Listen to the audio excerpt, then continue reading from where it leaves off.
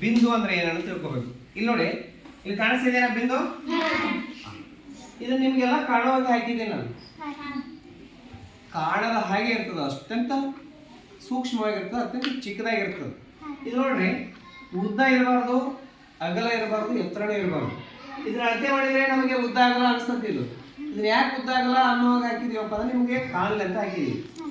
ಕಾಣದ ಹಾಗೆ ಅತ್ಯಂತ ಸೂಕ್ಷ್ಮವಾಗಿರ್ತದೆ ಬಿಂದು. ಇದಕ್ಕೆ ಉದ್ದ ಇರಲ್ಲ, ಅಗಲ ಇರಲ್ಲ, ಎತ್ತರ ಇರಲ್ಲ, ಅತ್ಯಂತ ಸಣ್ಣ ಚುಕ್ಕಿಯನ್ನು ನಾವೇನು ಕರಿತಾ ಇದ್ದೇವೆ? ಬಿಂದು ಅಂತ ಕರಿತೇವೆ. ಇದನ್ನೊಂದು ಬಾಕ್ಸ್ನೇ ಹಾಕಿದ್ದೀನಿ, ನಿಮ್ಗೆ ಗೊತ್ತಾಗಲಿ ಅಂತ ಬಾಕ್ಸ್ನೇ ಹಾಕಿದ್ದೀನಿ ನಾನು ಅಷ್ಟೇ. ಇದು ಬಾಕ್ಸ್ ಯಾಕೆ ಹಾಕ್ಬೇಕಂದ್ರೆ ಇಲ್ಲ, ನಿಮ್ಗೆ ಗೊತ್ತಾಗಲಿ ಅಂತ ಹಾಕಿರೋದು ಅಷ್ಟೇ.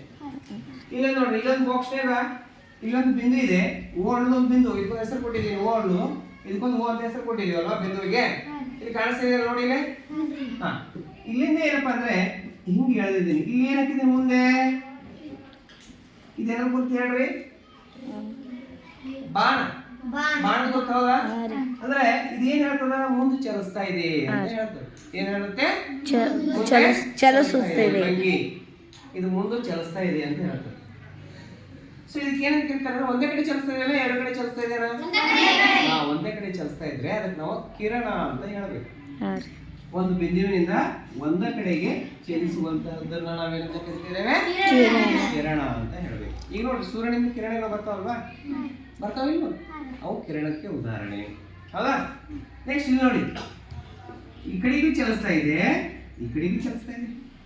ಎಷ್ಟು ದೂರ ಚಲಿಸ್ತದೆ ಗೊತ್ತಲ್ಲ? ಹಾಗೆ ಚಲಿಸ್ತಾನೆ ಇರ್ತದೆ, ನಿರ್ದಿಷ್ಟ ದೂರದವರೆಗೆ ಚಲಿಸ್ತದೆ. ಎರಡು ಕಡೆ ಬಾಣ ಗೊತ್ತಿದಾವಲ್ಲ, ಎರಡು ಕಡೆ ಬಾಣ ಗೊತ್ತಿದಾವ ಅಂದ್ರೆ ಎರಡು ಕಡೆಗೆ ಏನಾಗ್ತಿದೆ? ಅದು ಚಲಿಸ್ತಾ ಇದೆ. ಇಲ್ಲಿ ಬಿಂದು ಇಲ್ಲ, ಇಲ್ಲಿ ಪ್ರಾರಂಭದ ಬಿಂದು ಇಲ್ಲ, ಅಂತ್ಯ ಬಿಂದು ಅಂತೇಳಿ. ಇಲ್ಲಿ ಒಂದೇ ಪ್ರಾರಂಭದ ಬಿಂದು ಇದೆ, ಅಂತ್ಯ ಇಲ್ಲ, ನಮಗೆ ಚಲಿಸ್ತಾನೆ ಇರ್ತದೆ.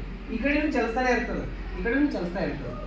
ಹೀಗಾಗಿ ಇದಕ್ಕೆ ನಾವು ಎರಡು ಕಡೆಗೆ ಚಲಿಸುವಂತ ರೇಖೆಗೆ ನಾವು ಸರಳ ರೇಖೆ ಅಂತ ಕರಿತೀವಿ. ಏನಂತ ಕರಿತಿದ್ದೇವೆ? ನೆಕ್ಸ್ಟ್ ಇಲ್ಲೊಂದಿದೆ ನೋಡಿ, ಇದು ಬಾಣ ಗುರುತಿಲ್ಲ, ಇದಕ್ಕೆ ಎರಡು ಕಡೆಗೂ ಇಲ್ಲ ಅಥವಾ ಒಂದು ಕಡೆನೂ ಇಲ್ಲ.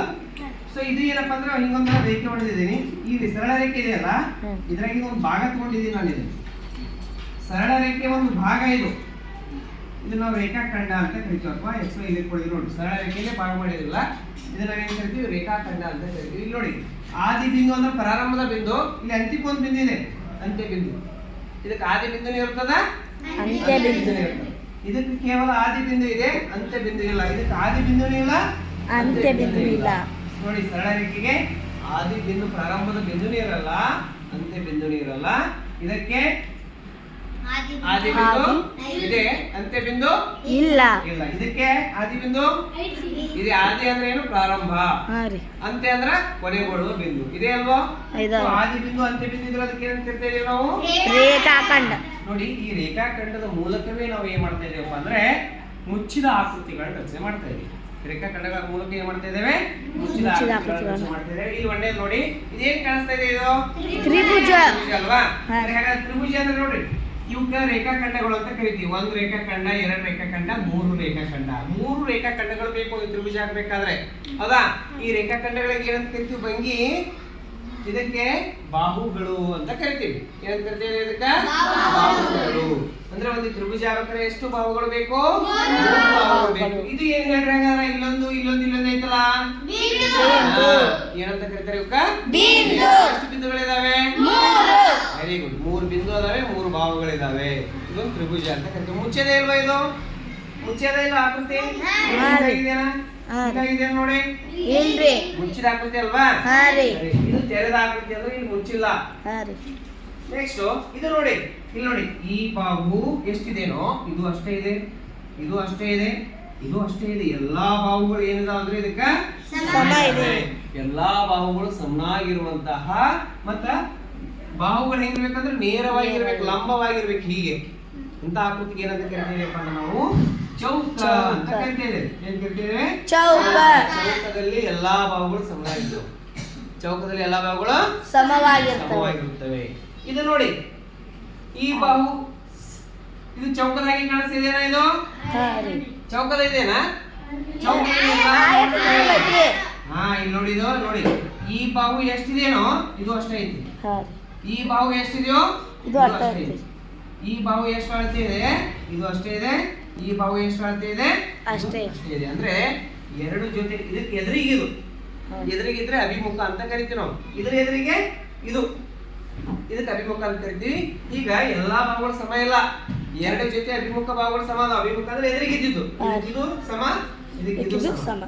ಈ ರೀತಿಯಾಗಿದ್ದಂತ ಒಂದು ಆಕೃತಿಗೆ ನಾವೇನ್ ಕರಿತೀವಪ್ಪ ಅಂದ್ರೆ ಆಯತ ಅಂತ ಕರಿತಾ ಇದ್ದೇವೆ. ಏನ್ ಕರಿತಾ ಇದ್ದೇವೆ? ಆಯತ. ಆಯತ. ಸರಿ, ಇಲ್ಲಿ ನೋಡಿ, ಇಲ್ಲೇ ಇದೇನು ಕಾಣಿಸ್ತಾ ಇದೆ? ಅಲ್ವಾ? ಸರಿ, ವೃತ್ತ ಇದ್ದಿದ್ದು ನೋಡಿದ್ರೆ ನೀವು ವಸ್ತುಗಳನ್ನ ಎಲ್ಲಿ ನೋಡಿದಿರಿ? ಚೆಂಡು ಗೋಲ ಅದು, ಹೌದಾ? ಸರಿ, ಮತ್ತೆ ಬಾಲ್ ಚೆಂಡು ಬಂತು, ಮತ್ತೆ ಗುಂಡು ಬಂತು. ಹೆಣ್ಮಕ್ಳು ಹಾಕೋತಾರಲ್ಲ ಏನದು? ಹಾ, ಬಳೆ. ಬಳೆ ಯಾವ ಆಕಾರದಲ್ಲಿದೆ? ವೃತ್ತ ಆಕಾರದಲ್ಲಿದೆ. ಹೌದಾ? ಕಡಗ, ಹೌದಾ? ಇವೆಲ್ಲ ಏನಪ್ಪಾ ಅಂದ್ರೆ ವೃತ್ತಾಕಾರದಲ್ಲಿ. ಹಾ, ಇದು ನೋಡಿ ರಬ್ಬರ್ ಎರೇಸರ್, ಇದು ವೃತ್ತಾಕಾರದಲ್ಲಿ ಇದೆನಾ? ಸೊ ಇವೆಲ್ಲವೂ ಏನಂತ ಕರಿತೀವಪ್ಪ ಅಂದ್ರೆ ನಾವು ವೃತ್ತಕ್ಕೆ ಉದಾಹರಣೆಗಳು. ಸರಿ, ಇದನ್ನ ತೋರಿಸ್ತೀನಿ. ಇದು ಯಾವ ಆಕಾರದಲ್ಲಿ ಇರ್ತದೆ ಹೇಳ್ತೀರಾ? ಸರಿ, ಇದು ಯಾವ ಆಕಾರದಲ್ಲಿ ಇದೆ? ಇದು ವೃತ್ತಾಕಾರ. ಈ ಗಡಿಯಾರ ಯಾವ ಆಕಾರದಲ್ಲಿ ಇದೆ? ಗಡಿಯಾರ ಮಾತ್ರ ವೃತ್ತ ಇದೆ, ಹೌದಲ್ವಾ?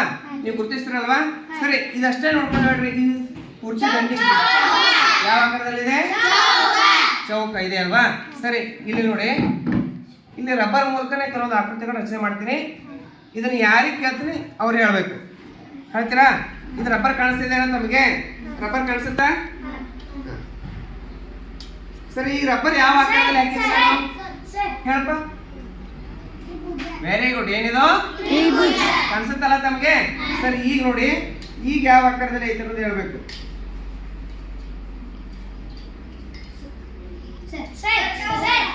ಇದು ಯಾವ ಆಕಾರದಲ್ಲಿದೆ? ಚೌಕನ. ಯಾರಿಗೆ ಕೇಳ್ತ ಅವ್ರು ಹೇಳ್ಬೋದು. ಸರಿ, ಈಗ ನೀ ಕೂತ್ಕೊಪ್ಪ. ಈಗ ರಬ್ಬರ್ ಹಾಕಿದಿನಲ್ಲ, ಇದು ಯಾವ ಆಕಾರದಲ್ಲಿ? ಕೈ ಎತ್ತಿ ನೋಡೋಣ ಸ್ವಲ್ಪ. ನೀನು ಹೇಳಮ್ಮ, ಇದು ಯಾವ ಆಕಾರದಲ್ಲಿದೆ? ಇನ್ನೇಗಿಂತದೊಂದು ಹೇಳಿದೆ ನಾನು. ಈ ಬಾವುಗೆ ಈ ಬಾವು ಸಮ